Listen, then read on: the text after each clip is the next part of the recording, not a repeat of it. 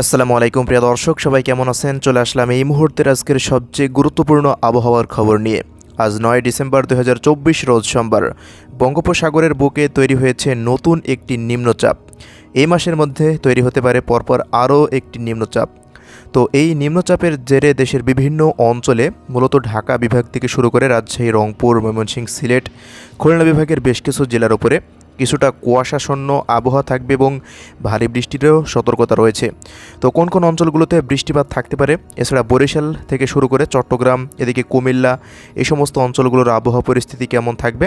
এছাড়া প্রিয় দর্শক, ভারতের কলকাতা থেকে শুরু করে আসাম, মেঘালয় ও ত্রিপুরা রাজ্যের প্রত্যেকটা অঞ্চলের আবহাওয়া বিস্তারিতভাবে তুলে ধরব। অবশ্যই ভিডিওটি না টেনে একেবারে শেষ পর্যন্ত দেখবেন। কে কোন জেলা থেকে দেখছেন ঝটপট কমেন্ট বক্সে জানিয়ে দিন। প্রতিনিয়ত আবহাওয়ার খবর পেতে আমাদের ইউটিউব চ্যানেলটিকে সাবস্ক্রাইব করে রাখতে ভুলবেন না। তো এই মুহূর্তের আমরা পরিস্থিতি অনুযায়ী দেখতে পাচ্ছি বঙ্গোপসাগরের বুকে একটি ঘূর্ণাবর্ত তৈরি হয়ে গেছে। এটি একটি এই মুহূর্তে লঘুচাপ হিসাবে রয়েছে। আমরা যদি এই মুহূর্তে বায়ুঝাপটা মোডে লক্ষ্য করি কি পরিস্থিতিতে বঙ্গোপসাগরে, তো প্রিয় দর্শক দেখুন, প্রায় ঘন্টায় বায়ুঝাপটা মোডে ৫০-৫১ কিলোমিটার বেগে তীব্র ঝড়ো বাতাস কিন্তু বয়ে যাচ্ছে। এই মুহূর্তে একটি ঘূর্ণাবর্ত তৈরি হয়েছে, এমনটা আমরা এই মুহূর্তে লক্ষ্য করতে পারছি। তো এই নিম্নচাপের জেরে কিন্তু দেশের বেশ কিছু অঞ্চলে কিছুটা বায়ু তারতম্যের কারণে বৃষ্টিপাতের সম্ভাবনা রয়েছে। তো দেখুন, এই মুহূর্তে দেশের পূর্বাঞ্চলের দিকে বেশ কিছু জায়গায় প্রায় ২০ কিলোমিটার বেগে কনকনে শীতের বাতাস বয়ে চলছে। শীতের তীব্রতা কিন্তু আস্তে আস্তে আরও বৃদ্ধি পাওয়ার সম্ভাবনা রয়েছে। আমরা যদি পরবর্তী সময়ে চলে যাই, তো দেখুন ঘূর্ণাবর্তটি ২০ তারিখ নাগাদ আগামীকাল মধ্য বঙ্গোপসাগরে অবস্থান করবে। তো ওই মুহূর্তে তীব্র তাণ্ডব চলবে ওইখানে। তো ভারী বৃষ্টিপাতও কিন্তু ওই মুহূর্তে থাকবে। তবে নিম্নচাপটি কি দেশের মধ্যে আঘাত করবে কিনা এটি এখনও আমরা নিশ্চিত নয়, কিন্তু এর যে একটি রেশ আমরা দেখতে পাচ্ছেন, এই যে একটি দাগ দেখা যাচ্ছে।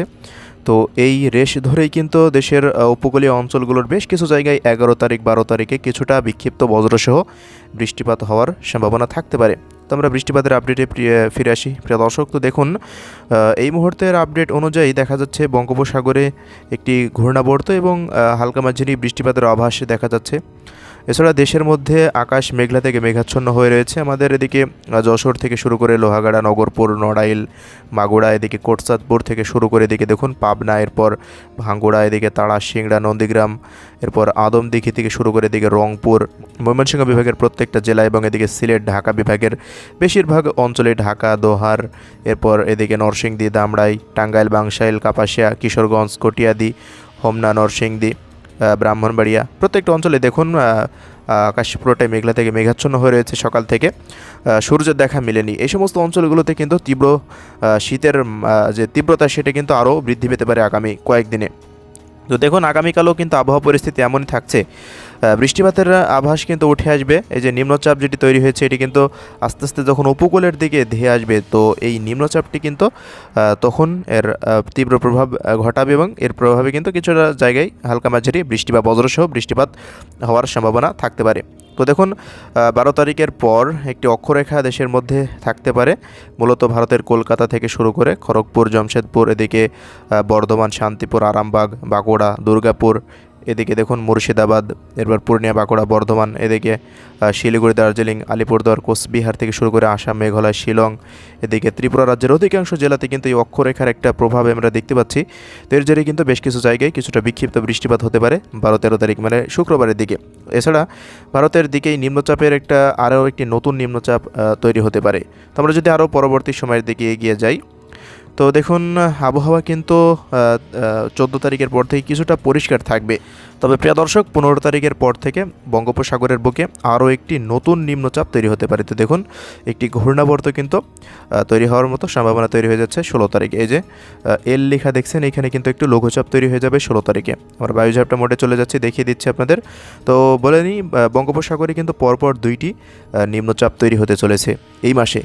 এছাড়া ডিসেম্বর মাসের শেষের দিকে একটি অথবা আগামী মাসের প্রথম সপ্তাহে বঙ্গোপসাগরে কিন্তু একটি ঘূর্ণিঝড় তৈরি হতে পারে, এমন পরিস্থিতি কিন্তু উঠে আসতে পারে। তো আমরা এবার দেখে নিব কোথায় তাপমাত্রা কেমন থাকতে পারে, শীতের তীব্রতা কেমন থাকবে। এছাড়া বিস্তারিত আপডেট আপনাদের দেখাবো। তো দেখুন প্রিয় দর্শক, তাপমাত্রা পরিস্থিতি দিনের বেলায় সর্বোচ্চ তাপমাত্রা ২৫ ডিগ্রি সেলসিয়াস এবং রাজশাহীর দিকে দেখুন তাপমাত্রা কিন্তু খুবই কম, ১৯ ডিগ্রি সেলসিয়াস সর্বোচ্চ তাপমাত্রা দেখা যাচ্ছে। প্রিয় দর্শক, আজ রাজশাহী বিভাগের প্রত্যেকটা অঞ্চলের তাপমাত্রা পরিস্থিতি দেখতে পাচ্ছেন 19 ডিগ্রি সেলসিয়াসের আশেপাশে থাকবে, 20, 21, 22 এমন। সূর্যের দেখা না মেলার সম্ভাবনা বেশি। রাজশাহী, রংপুর বিভাগের দিকে শীতের তীব্রতা বেশি থাকবে, এটাই স্বাভাবিক বিষয়। এছাড়া এদিকে ঢাকা বিভাগ থেকে শুরু করে বেশ কিছু জেলাতে সর্বোচ্চ তাপমাত্রা 25-26 ডিগ্রি সেলসিয়াসের আশেপাশে থাকতে পারে। খুলনা, বরিশাল, চট্টগ্রাম বিভাগের দিকেও সিলেটেরও বেশ কিছু অঞ্চলে 25 ডিগ্রি সেলসিয়াস তাপমাত্রা থাকতে পারে সর্বোচ্চ। এছাড়া যদি আমরা সর্বনিম্ন তাপমাত্রায় চলে যাই, তো প্রিয় দর্শক একেবারে ভোরের দিকে চলে যাব। সর্বনিম্ন তাপমাত্রার দিকে যদি আমরা একটু লক্ষ্য করি, তো দেখুন সর্বনিম্ন তাপমাত্রা কিন্তু আরও কমে যাবে।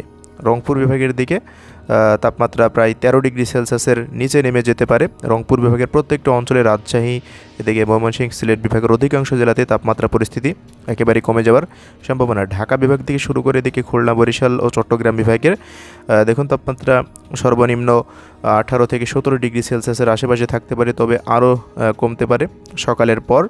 তো এমনই থাকবে, সর্বনিম্ন তাপমাত্রা 13 ডিগ্রি সেলসিয়াস এবং সর্বোচ্চ তাপমাত্রা 25 ডিগ্রি সেলসিয়াস থাকতে পারে আগামী 24 ঘন্টায়। তো প্রিয় দর্শক, এই হলো তাপমাত্রা পরিস্থিতি। আমরা যদি আরও পরবর্তী সময়ে চলে যাই, আগামী সপ্তাহের দিকে কিন্তু শীতের তীব্রতা আরও বৃদ্ধি পাবে। কনকনে শীত এবং কুয়াশা সেটি কিন্তু আরও বৃদ্ধি পাবে। কুয়াশার যে প্রভাব, এটি কিন্তু আরও বৃদ্ধি পাওয়ার সম্ভাবনা থাকবে আগামী সপ্তাহের পর থেকে। তো দেখা যাক, আমরা প্রতিনিয়ত আবহাওয়ার দিকে নজর রাখছি। তবে এই মুহূর্তের সবচেয়ে গুরুত্বপূর্ণ খবর হচ্ছে বঙ্গোপসাগরের নিম্নচাপ। তো এই নিম্নচাপের প্রভাবেই কিন্তু বেশ কিছু জেলাতেই তীব্র বৃষ্টিপাতের সম্ভাবনা কিন্তু উঠে আসবে। তো দেখুন, আমরা স্যাটেলাইট রাডারে চলে আসলাম। তো প্রিয় দর্শক, দেখুন এই মুহূর্তে বঙ্গোপসাগরে কিন্তু মেঘের ঘূর্ণাবর্ত তৈরি হয়ে গেছে, যেটি কোনো ঘূর্ণিঝড় বা নিম্নচাপ তৈরি হলে কিন্তু এমন পরিস্থিতি সৃষ্টি হয়। তো এই পরিস্থিতি কিন্তু এখন এই মুহূর্তে তৈরি হয়ে গেল বঙ্গোপসাগর জুড়ে তীব্র শক্তিশালী বজ্রবাহী মেঘ। তো এই মেঘগুলো দেশের মধ্যে কিন্তু প্রবেশ করার মতো সম্ভাবনা তৈরি হতে পারে, যেটি প্রবেশ করলে কিন্তু দেশের মধ্যে ব্যাপক ভারী বৃষ্টিপাতের সম্ভাবনা থাকবে। তো রাজশাহী বিভাগ থেকে শুরু করে বেশ কিছু অঞ্চলে এই মুহূর্তে আকাশ পুরোটাই মেঘলা থেকে মেঘাচ্ছন্ন। ঢাকা বিভাগ থেকে শুরু করে দেখতে পাচ্ছি দেশের অধিকাংশ জেলার আকাশ কিছুটা মেঘলা থেকে মেঘাচ্ছন্ন হয়ে রয়েছে।